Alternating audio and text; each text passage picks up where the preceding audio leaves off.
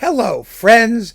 This is Dave Hurwitz, executive editor at ClassicsToday.com, here with the Haydn Symphony Crusade. Yes, we're just knocking it out of the park here. We're with Symphony number 74 in E-flat major. Oh my goodness, we're really getting up there, and I anticipate if we continue at this pace, this being July 2025, for those of you who are watching this video in the year 5862, we by the Julian calendar, by the way. Anyway, we should be done. We should get there sometime next year. I mean, the first maybe quarter of next year, because we're trying to do these things roughly once a week, so we're getting there. And it's getting very exciting, I think. Well, it was always very exciting. I mean, Haydn was exciting from the first note, but approaching the finale of a huge project like this is really kind of a thrill for me anyway. I don't know about you who have to watch all these things, or you want to, but still. 74. This is a very, very interesting symphony. Well, they all are, but this one, for the reasons I shall enumerate. It's an E-flat major. It's scored for flute, a couple oboes, a couple horns, a bassoon, and strings, the normal Haydn ensemble of the period, which was around, well, we're getting into what? The late 1770s, early 1780s. We're in and around there. And this is the period that we are told constantly. Haydn was really concerned with opera production and didn't have much time for symphonies, so his production of them fell off somewhat, but also that the symphonies are no longer as emotionally deep or interesting as the Sturm und Drang period, with their ferocious minor keys and bizarrities and things like that. Well, it's that's not really true. When you pay attention, you find that there's actually quite a bit going on in these symphonies. There's no falling off in quality whatsoever. H.C. Robbins Landon, the great Haydn scholar, called this period, the period of Haydn, the great entertainer, because he wanted to entertain rather than to move the listener expressively. Well, that's just crap. And H.C. Robbins Landon really knew what he was talking about. But if you listen to these carefully, you'll find that there is depth. There is more than just trying to, pass the time away pleasantly. There is content worth acquiring, worth listening to. And this is just a wonderful symphony for that purpose. The very opening, yum, bum, bump, da, da, dum, bum, bum, da, da, dum, bum, bum. Well, the opening is just a major triad. It's the ultimate classical period cliche. Blump, blump, blump, like that. However, we're going to start off, actually. This first subject is rather interesting because you'll notice that each of its little bitlets, phrases that come after that opening flurry, has a little 3-note tag or appendix. Yada dum bum bum, like that. Yada dum bum bum. Yada dum bum bum. And those little appendix is going to have interesting things, because when the opening flourish repeats, which it does immediately, it gets the 3-note appendix. Bum bum bum bum bum. And then the soft phrases don't have it. Yada-dum, yada-dum. So the appendix is moved. It does have a contrapuntal little thing on top of it instead. You get two parts where you only had one. But the little 3-note appendix has moved to the beginning. And this tells us something. It tells us something very interesting about what Haydn's doing, because in the recapitulation, it starts just like the symphony opened, but then on that second version of it, when what they call a counterstatement, the repeat of the opening idea, both of them get the appendix. Finally, it moves around, but you only get it everywhere in the recapitulation, and that is how we know, one of the reasons we know, that that we're recapitulating, that we're concluding, that everything is as it should be, that this is the most fulsome and complete statement of the opening idea, because everything gets its little three-note appendix. I'm going to play it for you so you know what I mean. I'm not going to just sing it because I know that drives some of you crazy. But here, let's listen to Helmut Muller-Brühl with the Cologne Chamber Orchestra doing just, I did a little mashup. I gave you the opening, the way you hear it, with the appendix in the soft answer, and then in the loud statement as we hear it in the recapitulation. Then there's a little half a second pause, and I give you the bit of the recapitulation where everything gets its little three-note appendix. It's really charming and fun if you notice it. Even if you don't, you hear it subconsciously. It just sounds so much more complete when everything has its little three-note appendix. Here it is.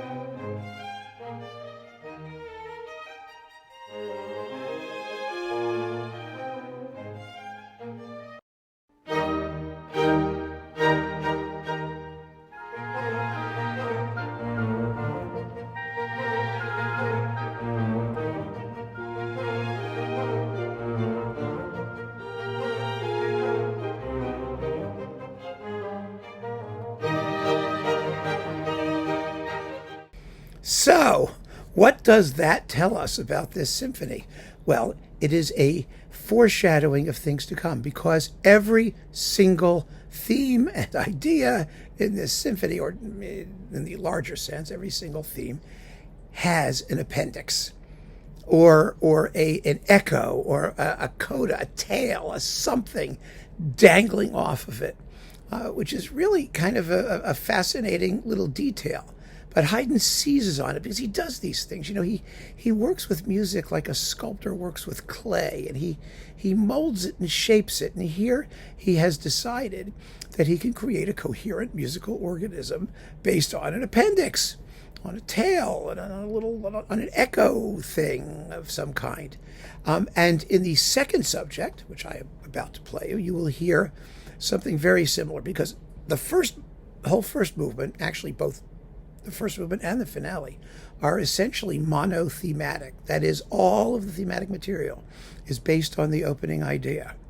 And in this particular case, the second subject turns the soft answer in the first subject upside down. So where it went, ya da dum bum bum, this one goes da da da, like it turns it goes up. When the other one went down, this one goes up. Let's put it that way. And instead of a three-note appendix, you have a two-note little googie attached to it, and that becomes an echo. Dum bum, boom boom, dum dum. That's really, really interesting, because it creates, even though the music is very graceful, it's not supposed to be like, it's not like angst-filled Sturm und Drang. It creates tension because you expect those damn three notes. You really want to hear those three notes, but he only gives you two. And then when it becomes this echo thing where the two notes keep, it really makes you nuts. You go, where's the third note? Let me play you the second subject. Here it is.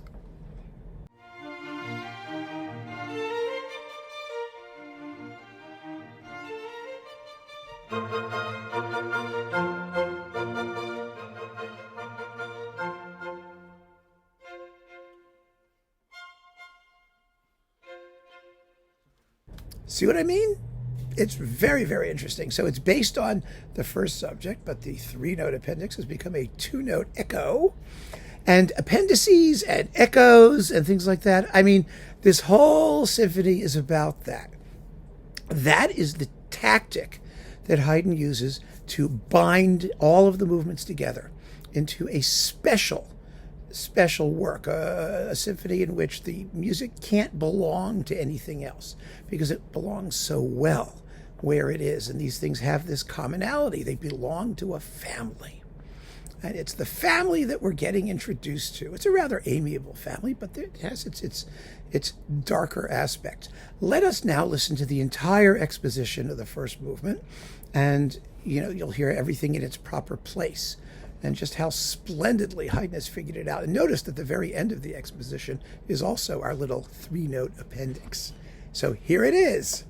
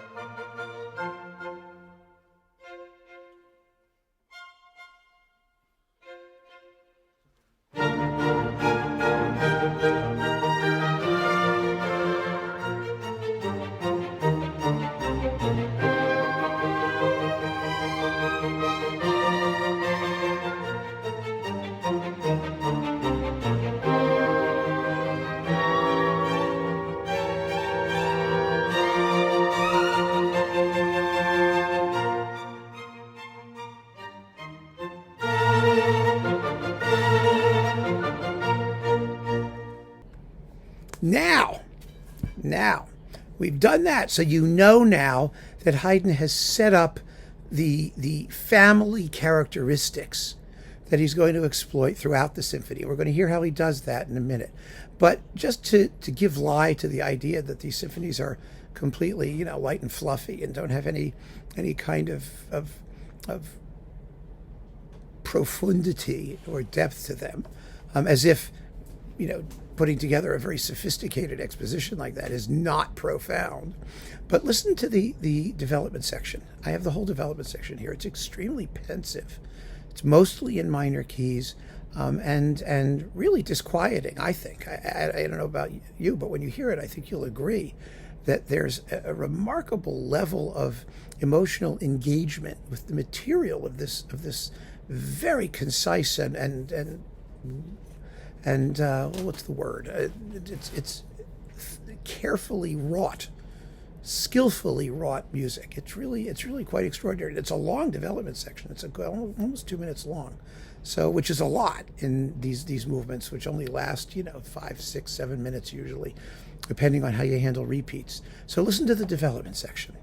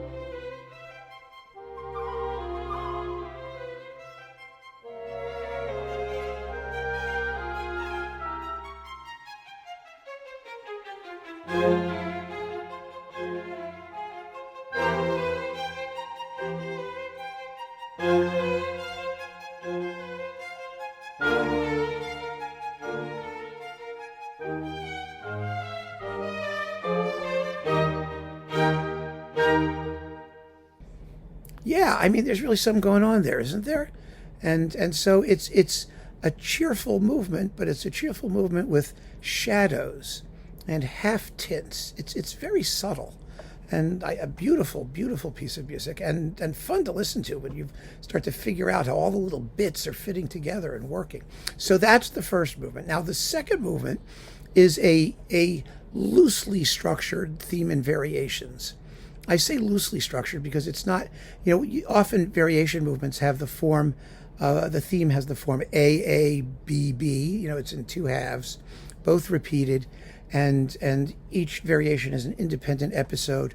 Well, here they flow together much more fluently. And because the shape of the theme is A, B, A, as the opening phrase comes back after the middle section, there's a little middle section, then the opening phrase comes back to round it off.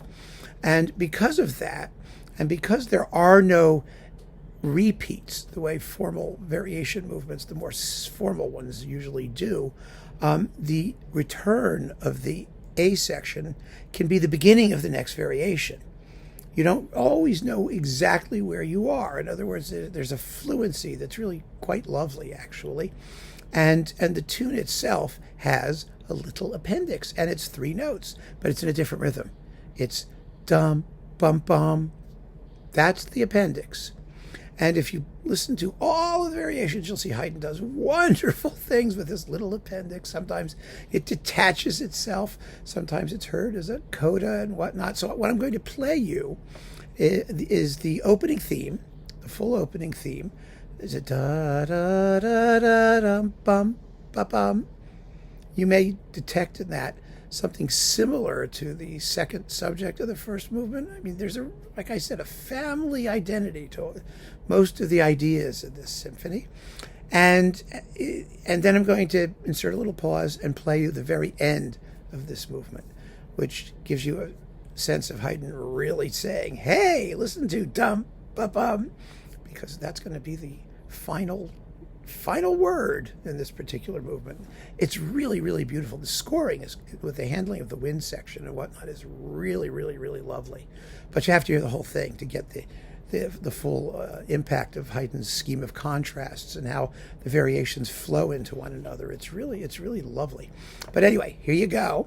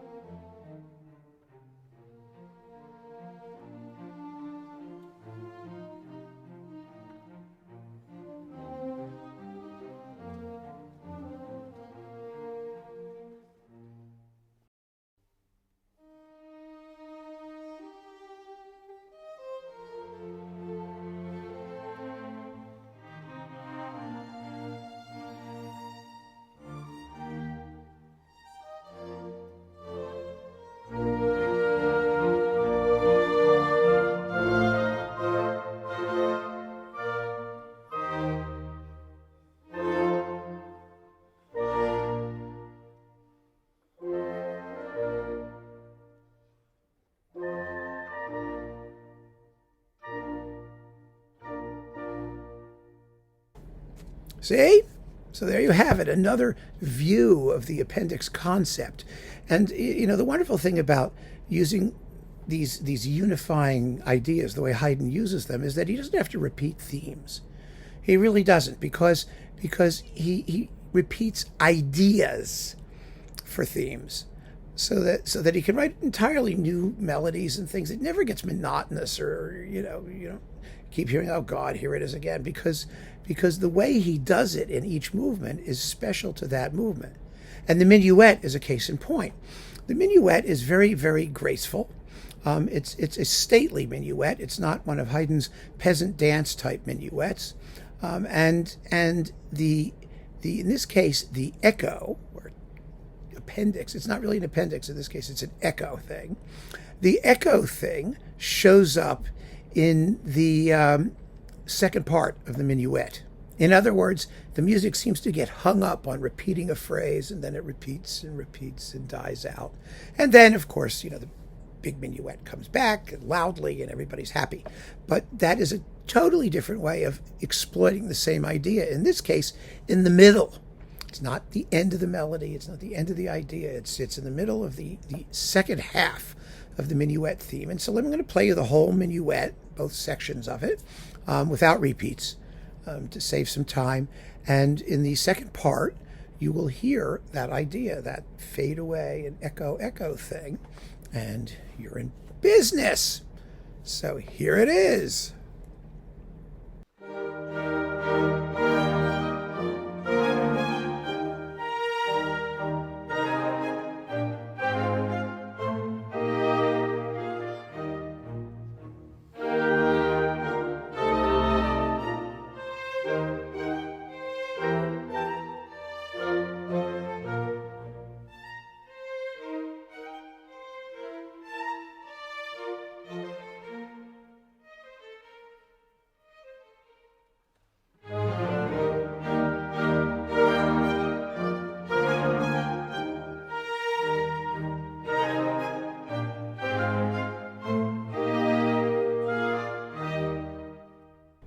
And that's how this particular minuet fits in this particular symphony, using something that tells us it has the DNA of all the themes that we've heard so far embedded in its progress. Now the finale is really cool. The finale is, as so often with Haydn's finales, it's a lighter movement than the first movement. It's not as sophisticated in terms of its development, and it's a very short development section, and it's also monothematic, by the way, but it has a summary quality. Haydn manages to make his finales at once usually a little bit lighter than the rest of the symphony, so that they're like relaxing and fun and zippy, and all the hard stuff is over with, and we can just mellow out and enjoy the music's vivacity. But in addition to that, it does actually summarize all of the salient qualities that we've heard before, and that's really quite an aspect of genius, to be able to be, on the one hand, lighter and simpler, but also compendious and somehow comprehensive, and surveying the territory that we've covered so far. And this particular opening theme has a double coda, a double tail, two appendices, one right after the other. I'm going to play you the two appendices separately right now, because I just think it's so cool the way he does it.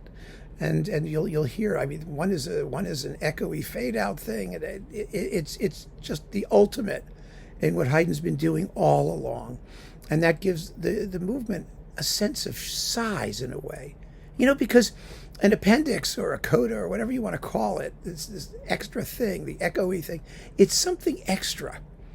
Instead of having, Haydn's working on a very small scale. His themes are usually short. He likes to be compact. He doesn't like to waste any notes. And so when he does that, when he expands a phrase like that, it just opens up the form.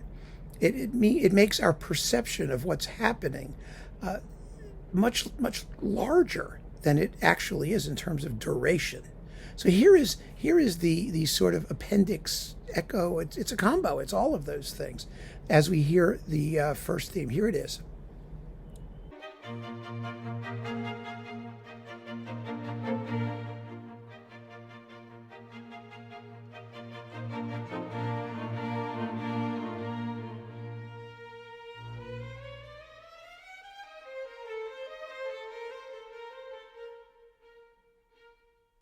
And the second subject is based on the first. Clearly, that four-note, cha-cha-cha-chum, cha-cha-cha-chum, that sort of four-note almost Beethoven's fifth E type motive, becomes the second subject. But I want to play you now the whole exposition of the finale, and you'll hear how these motives that we've been hearing that are added work their way into the fabric of the music at just about every level. It's just tremendous how it's like an evolutionary process almost, where the thematic ideas become progressively more sophisticated. The first movie, we had a first subject that had one sort of appendix, a second subject that had an echoey one. We had a slow movement variation form that had a very simple one that was attached to everything. And then we have the echoey appendix thing in the middle rather than at the end of the phrase. And now in the finale, it's everywhere. It's the highest form, melodically speaking, of Haydn's technique of adding little extra tchotchkes to his melodies. So here is the entire exposition of the finale.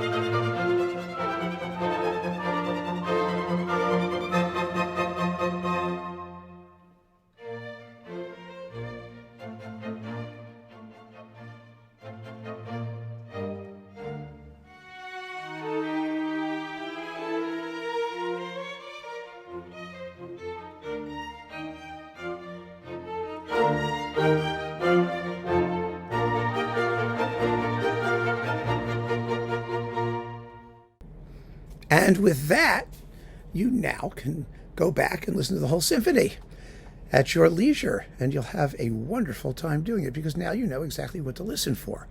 In addition to the emotional depths that the first movement explores, and some of the other really jolly things. I mean, I didn't play the middle section, the trio of the Minuet, which is a delicious bit for violins and bassoon with somewhat overlapping phrases that you could argue are also another form of this idea. Haydn's imagination is absolutely inexhaustible. And here's a symphony that, like I said with so many of the previous ones and that we've been handling over the past few weeks, nobody particularly cares about it. It doesn't ever get played. No one pays much attention to it. It doesn't have a nickname. Nobody thinks it's one of Haydn's, grandest and most daring feats of musical imagination. But is it?